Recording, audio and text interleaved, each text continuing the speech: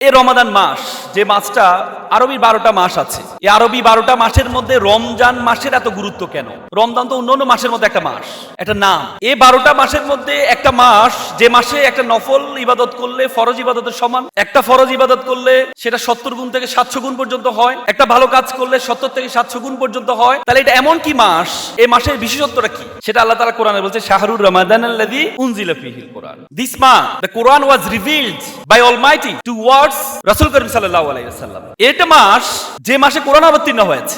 দেখেন, এত পয়গম্বর আছে, বলা হয় যে 1,47,000, অনেকে অনেক ভাবে বলে, ব্যাখ্যা বলে, কে বলে 2,20,000 পয়গম্বর আছে। আমাদের রাসূল করিম সাল্লাল্লাহু আলাইহি ওয়াসাল্লাম কেন লাস্ট এন্ড গ্রেটেস্ট হয়েছে? এত উম্মত আছে, এত উম্মত আছে, তার মধ্যে আমাদেরকে কেন বলা আছে কুনতুম খায়রা উম্মাত? আমাদেরকে বলছে you are the noblest nation, you are the best nation. আমাদেরকে কেন বলা হয়েছে তুমি হচ্ছে সর্বোত্তম জাতি? তার সবচেয়ে বড় মূল কারণ হচ্ছে কোরআন আমাদের উপর অবতীর্ণ হয়েছে। অনলি ওয়ান রিজন, দ্য কোরআন আমাদের উপর অবতীর্ণ হয়েছে। একটি কোরআন একটা মাসকে যখন স্পর্শ করেছে, সাথে সাথে মাসের গুরুত্ব বেড়ে গিয়েছে। একটা কোরআন একটা মানুষকে স্পর্শ করেছে, তার গুরুত্ব বেড়ে গিয়েছে। এই যে কাঠ, আমরা অনেকে কাঠে পাদানি বানাই, পা রাখি, সে কাঠটা দিয়ে যদি একটা রেহাল বানানো হয়, এই রেহালটা তো নিচে পড়ে, আমরা কি নিচে পড়লে আমরা কি ফাদা নিচে ব্যবহার করব? কি করব? চুমু খাবো। কেন? অনলি টাচ অফ হলি কোরআন। কাপড় দিয়ে আমরা অনেক সময় জুতা মুছি, সে কাপড়টাকে যদি কোরআনের গিলাপ বানানো হয়, এই কাপড়টা যদি নিচে পড়ে, তাহলে আমরা কি করি? চুমু খাই। কেন? কেন? একমাত্র কারণ হচ্ছে শুধুমাত্র কোরআন তাকে কি করেছে? স্পর্শ করেছে। তার মানে কোরআন স্পর্শ করার কারণে যদি একটা কাপড়ের গুরুত্ব বেড়ে যায়, কোরআন স্পর্শ করার কারণে যদি একটা কাঠের গুরুত্ব বেড়ে যায়, কোরআন স্পর্শ করার কারণে যদি একটা মাসের গুরুত্ব বেড়ে যায়, কোরআন স্পর্শ করার কারণে যদি একটা মানুষের গুরুত্ব বেড়ে যায়, সে কোরআন যদি আমরা ধারণ করে লালন করি, তাহলে আমাদের সম্মান সারা বিশ্বের সেরা সম্মানে পরিণত হবে। এখন কথা হচ্ছে, আমরা সম্মানিত না কেন? আমরা সম্মানিত না কেন? কারণ আমরা ওন করতে পারি না। আমরা মনে করি আমাদের সন্তানদের মধ্যে যে সন্তানটা সবচেয়ে একটু বোকাশোকা, তাকে আমি মাদ্রাসা পড়াই, তাকে বলি তুমি কোরআনে হাফেজ হও। আর যে ছেলেটা আমার চালাক চতুর, তাকে আমি ইংলিশ মিডিয়ামে পড়াচ্ছি। কারণ আমি মনে করছি, আমার ছেলেও মনে করছে যে সে পরিচয় দিতে চায় না, সে বলে না যে আমি মাদ্রাসার হুজুর, বলে না। সে মনে করে হুজুর শব্দটা খুবই ছোট একটা শব্দ। অর্থাৎ হু ওয়াজ দ্য হুজুর? হু ওয়াজ দ্য ফার্স্ট হুজুর in the history of the world? পৃথিবীর ইতিহাসে প্রথম হুজুর কে ছিলেন? কে ছিলেন? হযরত মুহাম্মদ মুস্তাফা সাল্লাল্লাহু আলাইহি সাল্লাম, যিনি এই মানব জাতির ইতিহাসে সেরা মানব বলা হয়। এটাকে আমরা বলেছি? আমরা বলেছি এটা? মাইকেল এইচ হার্ট, আমেরিকান একজন দার্শনিক, তিনি একটা বই লিখেছেন 100 influential person history of the world. পৃথিবীর ইতিহাসে 100 জন যারা মানব সভ্যতার ইতিহাসে অবদান রেখেছেন, সে অবদানের ক্যাটাগরিজ, যার যত বেশি অবদান তিনি তাকে প্রথমে রেখেছেন। সেই হিসেবে একজন খ্রিস্টান, তিনি আমাদের নবী হযরত মুহাম্মদ মুস্তাফা সাল্লাল্লাহু আলাইহি সাল্লামকে প্রথমে রেখেছেন। আর দ্বিতীয় রেখেছেন কাকে? নিউটনের আপনি যদি কথা চিন্তা করেন, তার 1000 বা 2000 পাবেন, বাণী পাবেন। কিন্তু প্রফেট মুহাম্মদ মুস্তাফা সাল্লাল্লাহু আলাইহি সাল্লাম, ইমাম বুখারী 6 লক্ষ হাদিস বর্ণনা করেছে। এমন ব্যক্তি পৃথিবীর ইতিহাসে কোনো ব্যক্তি নাই, যেই ব্যক্তির একবারে ছোটবেলা থেকে মৃত্যু পর্যন্ত প্রত্যেকটা জিনিস এক একটা হাদিসে পরিণত, প্রত্যেকটা জিনিস এক একটা অনুকরণীয় আদর্শে পরিণত হয়েছে। পৃথিবীতে এমন কোনো মানব আপনি পাবেন না। মাইকেল এইচ হার্ট কি বলেছেন জানেন?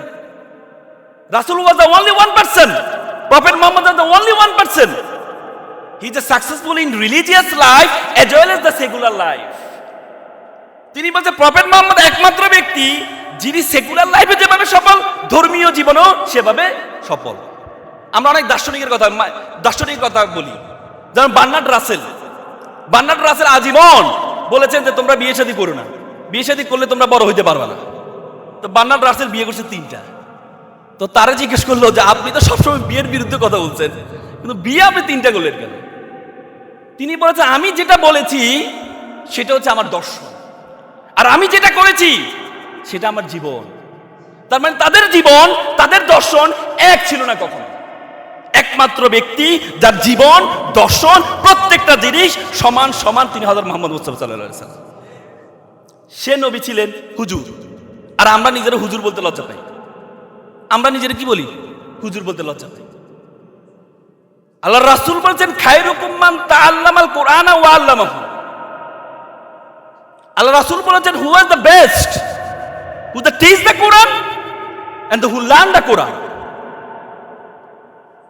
তোমাদের মধ্যে সেরা হচ্ছে সে যে নিজে কোরআন শিক্ষা করে এবং অন্যকে শিক্ষা দেয়। আল্লাহ রাসূল বলেছে আহলুল কোরআন ওয়া আহলুল্লাহ, যারা কোরআনের আহল তারা আল্লাহর পরিবারের সদস্য। সুবহানাল্লাহ বলবেন না? সুবহানাল্লাহ আলহামদুলিল্লাহ বলার সবসময় চেষ্টা করবেন। একটা হাদিস পড়ে আমি ওদিন অবাক হলাম। হাদিসে বলেছে সুবহানাল্লাহ আলহামদুলিল্লাহ তামলাউ ওয়া তামলান ফিল মিজান। বলো কেউ যদি একবার সুবহানাল্লাহ পড়ে, একবার আলহামদুলিল্লাহ পড়ে, আসমান এবং জমিনে যতটুকু ফাঁকা আছে ততটুকু সব তার আমলনামা দেয়া হয়। তার মানে আল্লাহর পরিবারের সদস্য হচ্ছে যারা কোরআন পড়ে। আমরা একটা মন্ত্রীর পরিবারের সদস্য, একটা এমপির পরিবারের সদস্য হলে কি ভাবসাবটা দেখাই না? কি ভাবসাব? এমপির পরিবারের সদস্য, আর উনি চেয়ারম্যানের পরিবারের সদস্য। আর আল্লাহ বলছে আমার পরিবারের সদস্য যারা তোমরা কোরআন পড়বা। আর সেই পরিবারের সদস্যরা আমরা নিজেরা লজ্জা পাই হুজুর বলতে। আমার সন্তানটাকে মাদ্রাসা পড়াই, এটা আমি আমার প্রতিবেশীকে বলতে চাই না। যে প্রতিষ্ঠানটার নামের সাথে স্কুল শব্দ আছে, ইসলামিক স্কুল, সেখানে পড়াই, মাদ্রাসা বললে আমরা পড়াই না। আচ্ছা মাদ্রাসা শিক্ষা কি? মাদ্রাসা শিক্ষা কি? মিম দাল র সিন। মিম মানে মক্কা এন্ড মদিনা, দাল মানে দার্স, রা মানে রহমত, আর সিন মানে সাকিনা। যে নলেজের মধ্যে রহমত সকিনা আছে, যে নলেজ মক্কা এবং মদিনার নলেজ, সেটা হচ্ছে মাদ্রাসা। আর আমরা সেটা লজ্জা পাই, আমরা সেটা লজ্জা পাই। এজন্য প্রথম কথা হচ্ছে আপনাকে যদি নিজেকে বড় মনে করতে হয়, প্রথমে নিজের মধ্যে ভাব নিয়ে আসতে হবে আমি বড়।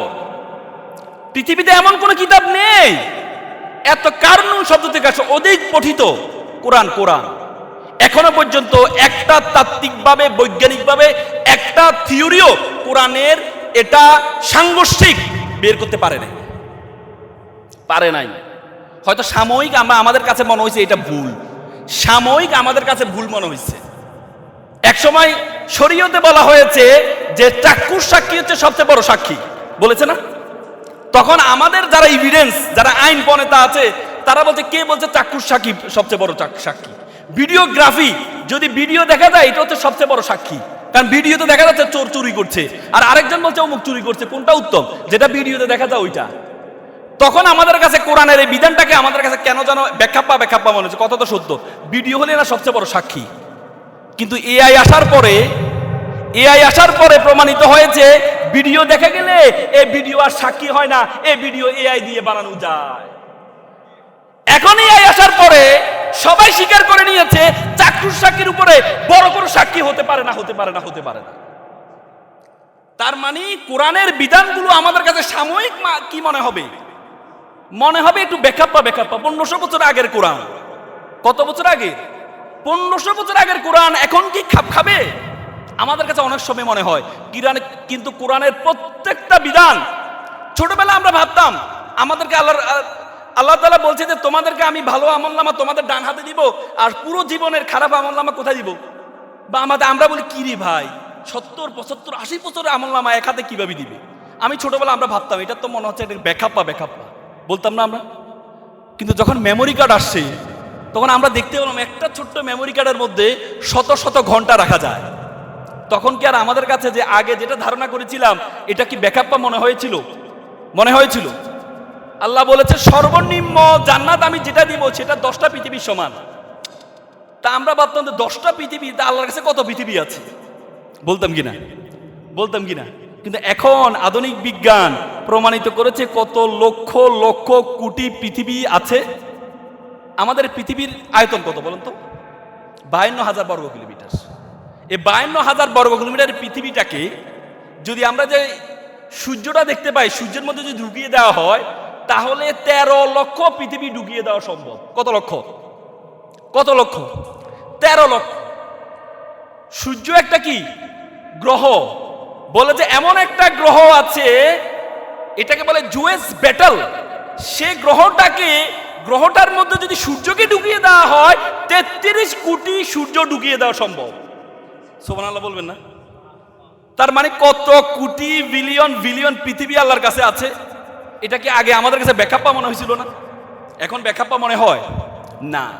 তো সুতরাং যে কোরআন আমরা ধারণ করছি, ফ্রান্সের একজন চিকিৎসক ছিলেন ডক্টর মরিস বুকাইলি, নাম শুনেছেন মনে হয়। মরিস বুকাইলি উনি মমি বিশেষজ্ঞ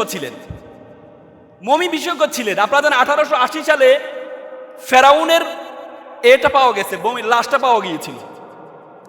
পরবর্তীতে এটাকে নিয়ে মিশরের এতে রাখা হয়, জাদুঘরে রাখা হয়। পরবর্তী ফ্রান্স এটাকে অনুরোধ করে তারা একটু গবেষণা করবে এই লাশটা দেওয়ার জন্য। পরে ফ্রান্সকে দেওয়া হয়, মরিস বুকাইলিকে প্রদান করে সেটাকে গবেষণা করতে বলা হয়। মরিস বুকাইলি প্রত্যেকটা কিতাব পড়লেন, দেখেছেন তাওরাত বলেন, বাইবেল বলেন, জাবুর বলেন, ইঞ্জিল বলেন, প্রত্যেকটাতে ফেরাউন যে মারা গিয়েছে এবং কি ডুবে মারা গিয়েছে এটা বলা হয়েছে।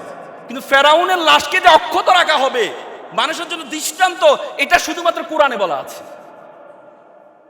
পরবর্তী উনি দেখেন তার শরীরের মধ্যে লবণ পাওয়া গিয়েছে বেশি, তাহলে বুঝতে পেরেছেন সাগরে ডুবেছে। আমি নীল নদ দেখার সুযোগ হয়েছে, আমি উগান্ডা গিয়েছিলাম কিছুদিন আগে, নীল নদ যেখানে উৎপত্তি স্থল নীল নদের, এবং দেখেছে তার শরীরের মধ্যে অনেকগুলো দাগ, যে দাগগুলো হচ্ছে ঢেউয়ের কারণে হয়। নীল নদের স্রোত বেশি, ঢেউয়ের কারণে তার শরীরের মধ্যে দাগ হয়েছে এবং তাকে অক্ষত রাখা অবস্থায় পাওয়া গিয়েছে। এটা কোথায়? 1500 বছর আগের কোরআন কিভাবে জানতো ফেরাউনের লাশ যে পাওয়া যাবে, তার যে অক্ষত রাখা হবে কিভাবে জানতো? তার মানে it's a miracle, it's the miracle of the world.